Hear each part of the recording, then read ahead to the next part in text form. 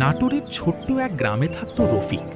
সংসারের অভাব, বাবার অসুস্থতা আর মায়ের চোখের জল সব মিলিয়ে তার জীবনের একটাই স্বপ্ন ছিল, বিদেশ গিয়ে টাকা রোজগার করবে। একদিন গ্রামের চায়ের দোকানে পরিচয় হলো এক এজেন্টের সাথে। চকচকে পোশাক, মিষ্টি কথা। সে বলল, 2 মাসের মধ্যেই ইউরোপ পাঠিয়ে দেব, ভালো বেতন, থাকা খাওয়া ফ্রি। রফিকের চোখে তখন স্বপ্নের আলো।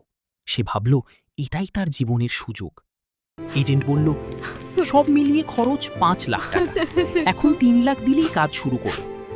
রফিক নিজের জমি বন্ধক রাখল, মায়ের গয়না বিক্রি করল আর ধার করে টাকা জোগাড় করল।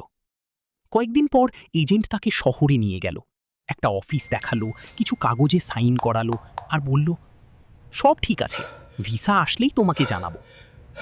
দিন যায়, সপ্তাহ যায়, মাসও পার হয়ে যায়।